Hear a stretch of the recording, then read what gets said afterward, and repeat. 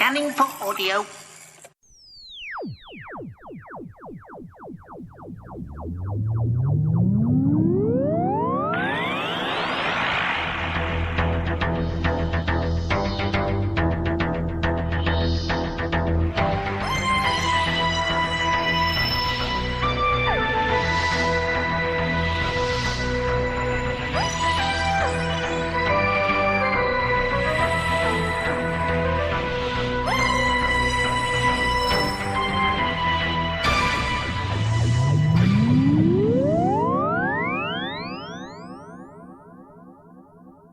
Welcome, once again, to another Tin Dog podcast, number 131.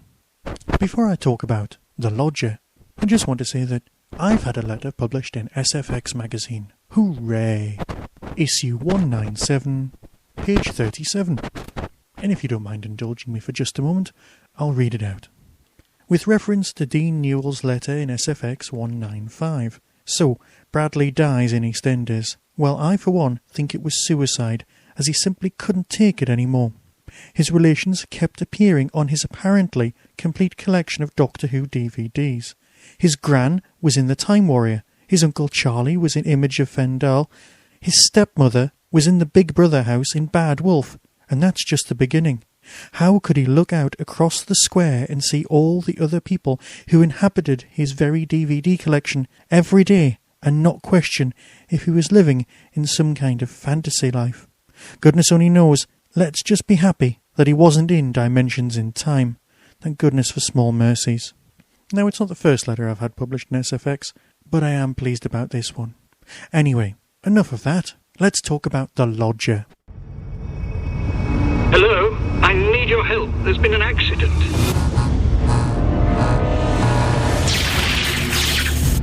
What is he doing up there? You put the advert up yet? Yeah, did it today. Paper shop window. Find me a man. Yeah, otherwise you have to settle for me. You have to settle for me first. I love you. I love you. I love you. I love you. I love you.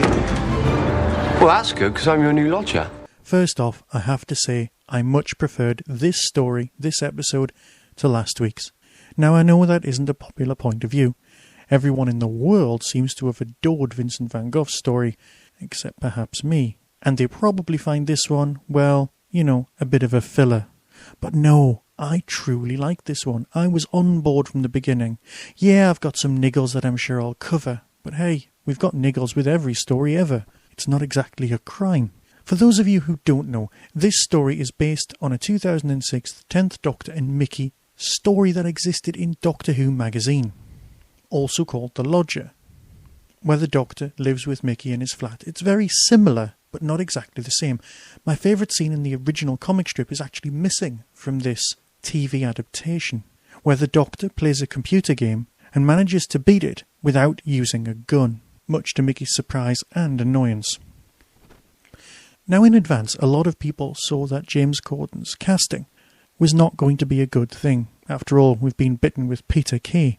But Peter Kay is only a comedy actor in his own things. He becomes a caricature when he's allowed and given free rein to be in other people's things. I saw him in The Producers on stage, and he was by far the worst thing in it. This isn't to say that I don't like Peter Kay. This just is not Love and Monsters. No, Corden is a very good actor with a very broad range. He has comedy timing, and that's fine. I'm quite a big fan of Gavin and Stacey, although I came to it very, very late on. I'm also possibly the only person in the world willing to admit to actually liking and recording and keeping the complete series of Corden and Horn. Like I said, I was a big fan of Gavin and Stacey and think that Nessa is one of the greatest comedy creations of all time. In saying all these wonderful things about the performance of Corden, I do need to say that Matt Smith really was quite good in this. Despite the fact that I'm sure, given a different Doctor in the story itself might have been a bit shorter. Other Doctors were a lot more upfront and more confrontational and more than willing just to run up the stairs and bang on the door. Although it is nice to see that his use of Sonic, has been drastically reduced over the last few episodes. Last week he was saying he wouldn't use it again, and this week he just wasn't allowed. I'm quite pleased about this. It has turned into, well, the Harry Potter item. Which brings us, of course, to the technology used in this story. very Pertwee-esque, as seen in The Time Monster. Which of course brings us to Battlefield and Clark's Law about magic. You know, science of a sufficiently advanced style begins to look like magic to anyone not familiar with it. Well, perhaps that's us, looking at Matt Smith's sonic screwdriver and thinking that looks like he's just using Harry Potter's wand. So perhaps I can let it go, and perhaps I'm not. Perhaps GNT was right in getting rid of it in the first place. I think we should move on, really. Yes, the fairly standard story of geek in love with girl who's secretly in love with him is fine, but didn't you think she just looked a little bit too much like Tracy Ann Oberman? Or is that just me reading too much into it? We are Doctor Who fans after all, and I'm sure we're more than capable of seeing things that aren't there. One thing I really enjoyed about this story was the almost complete absence of Amy Pond. Every week she grates on me just a tiny bit more. Her stand still, stare, blink, pout, move, approach to acting has become more and more noticeable as time's going by. This was the Companion Light episode, which is odd, because have we had a Doctor Light one yet? I don't know. And as there's only 2 left, it worries me for the last 2 stories.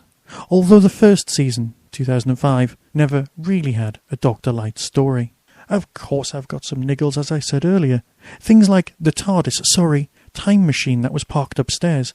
Why couldn't it have just been an abandoned TARDIS, one of the war TARDISes with a sentient character inside, rather than just someone's attempt? We would have been happy. It would have been nice to see some white roundels or something that looked even more like the McGann TARDIS. Would that have been a red herring? Yes, perhaps it would have been. Something that would distract us in time for next week's story. Did anyone else think that once the house, which was a terrace house, managed to warp itself back into its original shape, it looked more odd than you can imagine? A bit like the old Coronation Street opening credits with that clearly stuck-on monorail. Something that did occur to me the other day after watching it was that didn't this basically have the same storyline as the girl in the fireplace? Just the background. Think about it if you will. A ship that's capable of plucking people through time is faulty. Its self-repair system manages to rebuild most of the ship, but it needs an extra missing part that involves entrapping people and dragging them on board to repair. The repair system itself is faulty, and manages to shut down almost as soon as it's revealed itself. There were of course tiny little moments like Vincent van Gogh's brochure being stuck to the fridge, which is odd for a person who doesn't enjoy going out, but that's probably just some sort of nice continuing arc. Another small thing would be the location of the story. Admittedly, Essex, to anyone north of Watford, might as well be London, but that's fair enough. Another thing, as well as the girl in the fireplace that I'd noticed, was that the storyline bore striking resemblance to an old Sapphire and Steel story. The upper floor of a building, invisible or disguised, which is a flat and a time machine, is causing havoc to the other residents. But let's face it, Doctor Who is nothing but a magpie when it comes to other stories, and I'm sure we've covered that before as well. So with the exception of the thing I'm about to talk about in a moment, the only other point that I really needed to make about this story was the headbutt sequence. How many kids on Monday will be going up to their friends, headbutting them and saying, "There you are, you now have my memories of my holiday," just as a joke or as an excuse to headbutt someone? I'd love to get some of the reports back from the BBC and discover just how likely that is. As someone who lives in the real world, the only other part of the narrative that I had genuine issues with was putting someone on hold to have a biscuit, the single most unprofessional moment in a call room. Yes, I may have spent far too much time working in phone centres myself, but that isn't really an issue. I, for one, would not like to be dealing with the doctor on the other end of a help desk. Which brings us to what for me would be the elephant in the room, and the thing that I have the most issues with in this story beyond belief. The doctor likes, understands and plays football. Now, for those of you listening to this podcast in the future, I just need to say that right now is the time for the Football World Cup. That's football or soccer if you happen to live in any country that doesn't understand the word football. England, as always, are doing quite badly. You can't get moved on the TV for programmes about, reviewing, talking about or even showing matches. I don't care. I'm not a follower of sport. I never have been, and in most respects I am what would be known in the trade as a stereotypical old-school Doctor Who fan. Not many of us liked sport. I was a role player. I was not someone who liked football. I was, historically speaking, the last person to be chosen from the big line of school children when it came to choosing teams. I'm not bitter. I couldn't care. I once even said to a PE teacher, "Look, I don't want to be here. You don't want me here. Why can't I go off and do some of my own work?" Bizarrely, that resulted in several laps of a field and being shouted at, rather than someone seeing logic. PE teachers are of course renowned for their use of logic and reasoning skills. As you can hear from those statements, I'm not a big fan of sport. For me, Wimbledon was just an excuse for the BBC to take off repeats of Star Trek The Next Gen. In fact, the only sports that I had any time for were shooting and archery, and some idiots just want to take those sports away from us. No. I know that the 8th Doctor is on record as saying that he's seen every single Liverpool match. As McGann is from that particular area, I can see who put that line in the script. So historically speaking, the Doctor has got a relationship with football. The throwaway remark about it being a game played with sticks made me smile, but it just didn't feel right. Now I know that the Doctor played the game in the way that he always approaches things. He takes control, he manages to win through by himself, and might as well be taking on the whole of the other team alone. He doesn't need anyone else for anything other than to say he's great. He's just an ego on legs with abilities. It's not big and it's not clever. So perhaps, as an illustration of the Doctor's character itself, that's a good thing.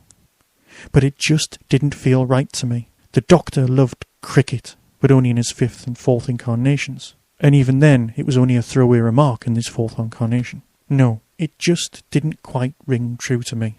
Perhaps it's my own bias. On Twitter, Paul Cannell has mentioned repeatedly all of the Doctor Who fans who genuinely hate anyone who likes football. I wouldn't quite put myself in that category.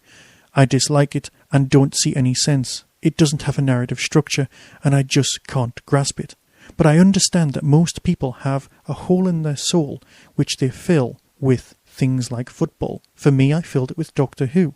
I can understand that need. I don't know where people get Doctor Who and football in their head at the same time, on the grounds that there might not be room for anything else. Some of us, in his eyes, are almost bullying football fans. Now that's not right.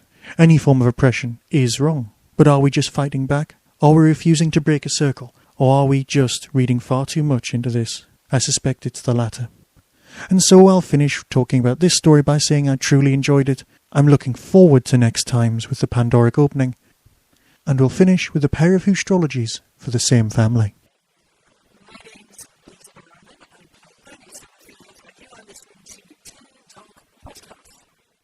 The first Whostrology reading for Philip W. Cerner, born on August the 12th, 1976. You were born in the time of the 4th Doctor, with Smith in The Descendant.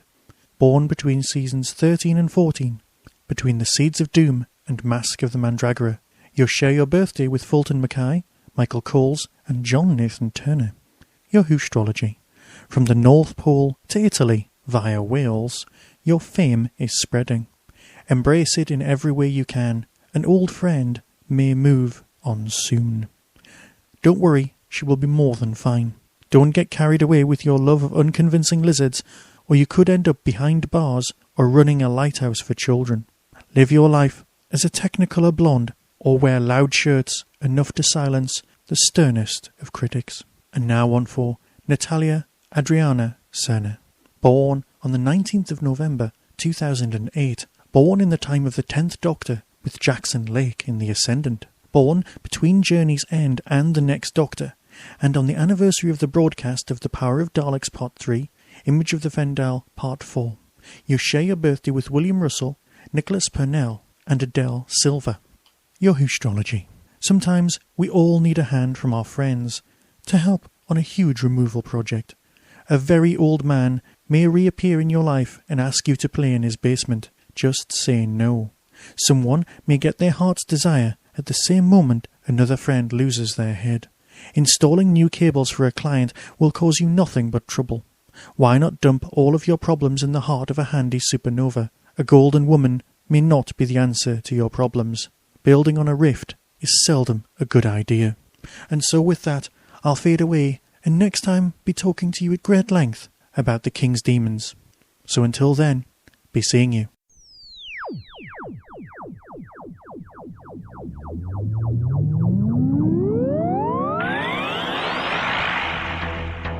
You have been listening to the Tin Dog Podcast. Doctor Who and its associated shows are all trademark of the BBC. No infringement is intended. Contact us at tin-dog@hotmail.co.uk.